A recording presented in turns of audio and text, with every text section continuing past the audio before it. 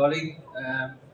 So I'm Vincent. Some research is reporting on the progress of some research at Trinity College, substantially in the area of behaviour change. I'll discuss various things, give you a bit of context to where I am. I'll talk about the research, some of the factors it's identifying that might be of use to people who wish to drive sustainable behaviour change. And there's a list of some of those there: actors, drivers, norms, effective communication, things you might be used to. So some of the work experience that gives me a background to be able to comment on behaviour change are a number of European projects and national projects which impact behaviour change. One of them, Energy Neighbourhoods 1, impacting 600 communities in Europe. It's sequel, Energy Neighbourhoods 2, impacting 900, so 1,500 communities.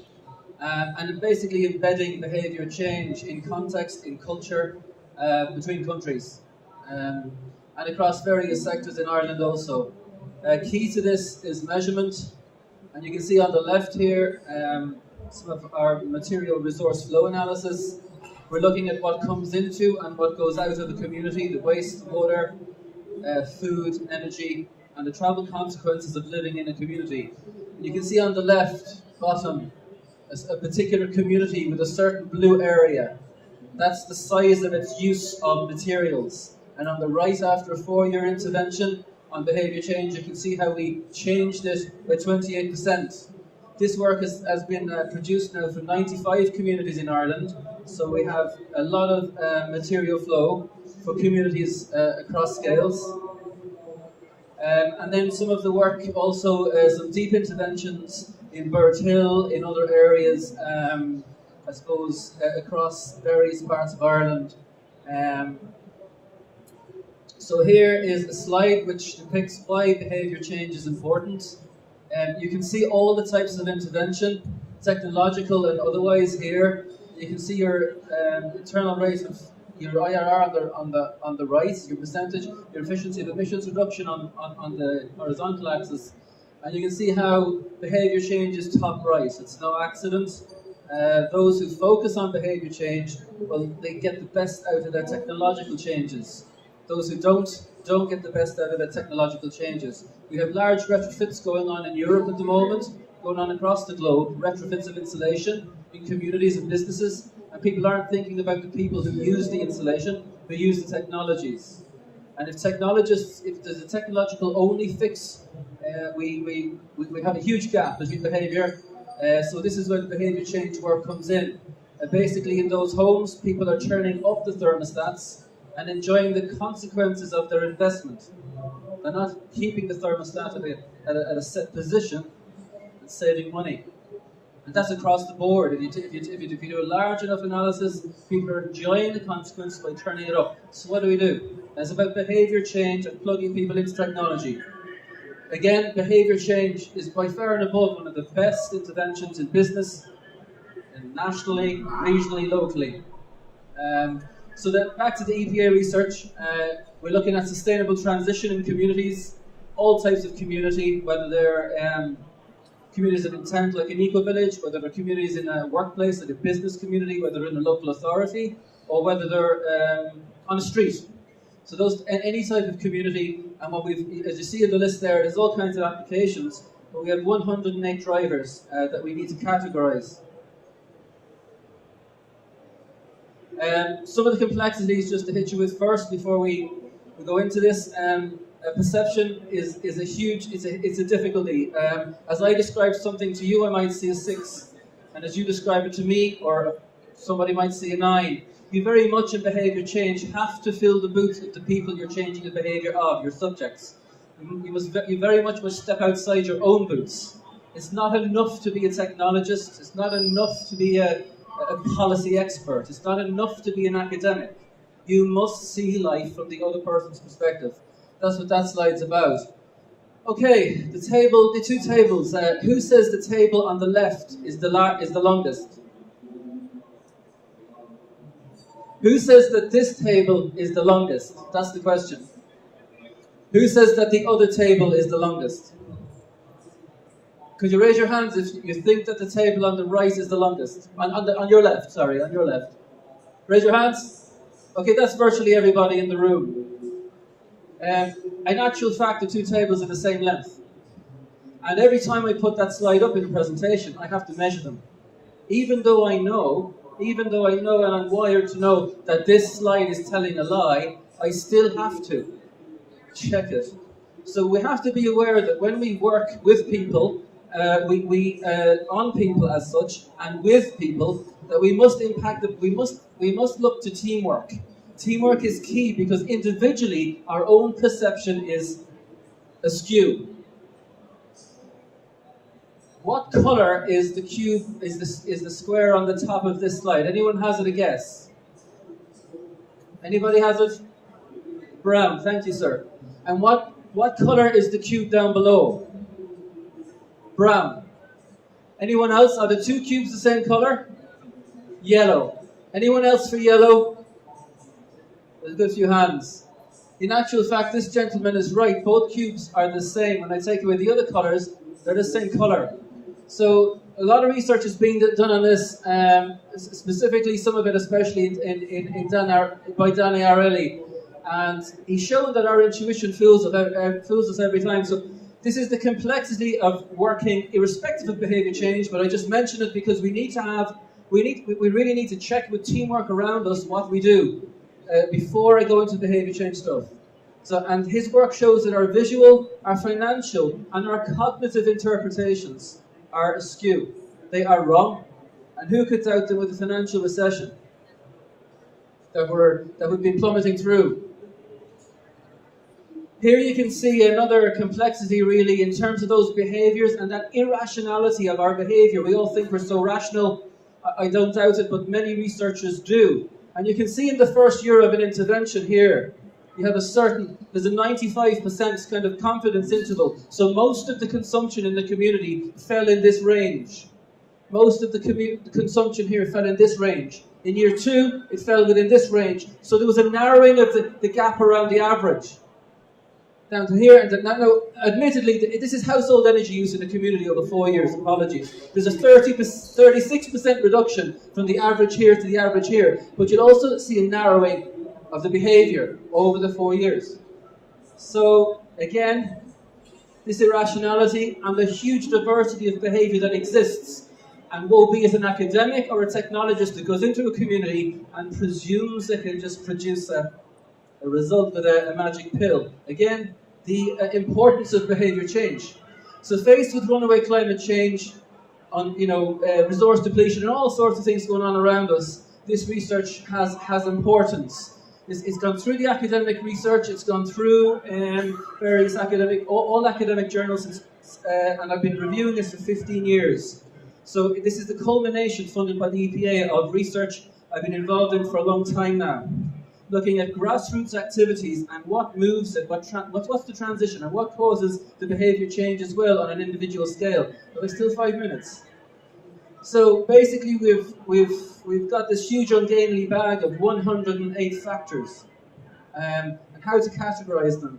And a simple enough one for this presentation at least is one of the categories could be actors, and you can see various actors across the globe who impact behaviour change and sustainable transition. There might be religious groups. One particular group in the UK have reduced energy consumption locally by 36%, a faith group. You have energy and environmental champions, you have project managers, local authority, higher education institutions, non-profit organ, all the sorts of actors that you'd normally be aware of in your own work. 17 of the 108. And now 39 of the 108 are specifically drivers or processes that those actors induce. So those activities that those actors are inducing. And here we have things like measurement, key. As I showed you with one of the first slides, the community reduced its consumption by 28% across from the large blue area to the smaller blue area. You have feedback. Feedback is really important for all kinds of reasons, and some of them psychological. Social capital, participation and ownership, normative considerations, we go on. Effective communication is important, and commitment again is important. Again, there are 17 actors, 39 drivers, and the remaining factors of the 108 are based in effective communication. And three broad categories there could be contextual, messaging, and communication. So you must understand the context of the person, the subject in the behaviour change experiment. If you're working with somebody and you want to change their behaviour, either in business, local authority, regional, nationally, locally, you must understand their context. You must, as the 6-9 diagram showed you initially, you must understand what it's like to stand in their boots. Messaging factors are important. They should be potent. So things like kilowatt hours. We've saved 1,000 kilowatt hours of energy in this household, and we've saved 2,000 in that household. That doesn't really matter to people. Kilowatt hours are not a tangible metric. We need to, as technologists and academics, think about the measurements we use. And that's just one of the messaging factors. And communication channels, there's a whole load of those. So you can understand here some of the drivers of change and the impact we have. Here you can see an early Stone Age building made out of mammoth tusks. The impact of humans, whether positive or negative, on sustainability. Here's one on norms. I have 5 minutes. Here's one. So I asked each of you to leave this room with me in an experiment, just individually. Just imagine that. I go up to you and I say, please come over to this other room. And in that other room there are 4 people. And I ask and you sit down with the 4 people, and I ask each of you which line is the same length as X. Who would say line A? Who would say line C? Who would say line B? Okay, that's probably 100% of. So 99% of people tested said as you did here, and B is indeed the same length as line A, as line X. If I change it slightly and do the same experiment again, I take you and I bring you to the room with 4 other people, but I get them first to tell me their answer, and I skew the answer, because I tell them to tell the group that it was C. So when you arrive at the group, the first person says, line C is the same length as line X. The second person says the same thing, and you're like, what? It's obviously line B. You know, you're scratching your head, that's what you do. The third person says line C, and the fourth, with some surety, line C. How many people in the room would change their mind? How many? Nobody. So none of you would, but in tests, 75% of you will change your minds. And that is the impact of norms. And across audiences, in places, I give this presentation where I use those 4 slides, or a few slides together, with grassroots campaigns and communities in local authority and across business. Nobody uses norms in behaviour change. The impact norms can have is massive. You set up a norm, we're all behaving in this way, fair play to you. Ash said, the researcher, and this is it's over 50 years old, this research, that reasonably intelligent and well-meaning people are willing to call white black is a matter of concern. I would say great concern. Cialdini, Goldstein and others have brought this research further recently. You'll go into the hotel and it will tell you, have a shower, throw your towel down, and you're saving the planet. Not a great message. It does produce some savings, but hoteliers, and for anyone here who's a hotelier, come talk to me afterwards and we'll save you at least 25% more washing. Or read Cialdini and Goldstein's research and build up some sort of decent, effective communication in your hotel, and you will absolutely have your guests save way more towels, 25% more towels. It's as simple as that. Here we have, again, this is back to measurement and the meaningful message and something that's tangible. So if there's any utility companies here, anyone who sends out bills, trying to reduce energy use, because that is there are various directives that are demanding you do that now, year on year. Here we have a control, and here's what happens if you use numbers. So you're using 1,000 kilowatt hours lower than everyone else in the community. Bully who? This is what will happen. If you use an ambient cue on that bill of a smiley face and of someone who's increased their energy, of a sad face, you have a significant saving. And if you read the vertical axis, this is the mean daily change. Imagine what we could do over a week or a month or a year. We just took some of the learnings that are based in research. I have 1 minute. So commitment is important as well as another one of the factors we've identified. When individuals agree to a small request, it often alters the way they see themselves. Perception, I mentioned, was flawed and so important, but you psychologically change. You rev up another notch. You change towards more sustainable behaviour if you commit. Sign a charter. I commit to 5% changes in energy, whatever that is. Effective communication, of course, is important. Here's a slide that just cast a small bit of humour on it, but effective communication is something that 52 of the 108 factors show that we really need to get the message right. So just to sum up, when working with groups in business across local authority and communities, leadership is essential right through the chain. A vision is critical, a vision right through so that we have an overall vision owned by everybody in the chain, not just management. An environmental champion, very important. And Brian McAmee was given a presentation earlier from Consultico about training up environmental champions and energy teams. You should give it a look on the schedule. Very impressive. The WIT now are nearly ready to issue certificates on the basis of these qualifications. Social capital, identity, norms, as I mentioned, measurement, commitment, distributive justice, capacity. There's a range of factors which we're about to unleash in a report in March, and I hopefully they'll be of some use to people. So overall, this type of transition behaviour change is complex, layered and nuanced. We have a lot of findings coming out in March. Anyone who would like to see them, I'm Vincent.Carragher, it's just my name with a dot in it, Vincent.Carragher@tcd.ie, or if you prefer, VincentCarragher@gmail.com, no dots, just VincentCarragher@gmail.com, and I'll forward you the report and the learning, and you really can make changes. A lot of the communities we've worked with and groups have 50% savings, one at 65%, but regularly across the board.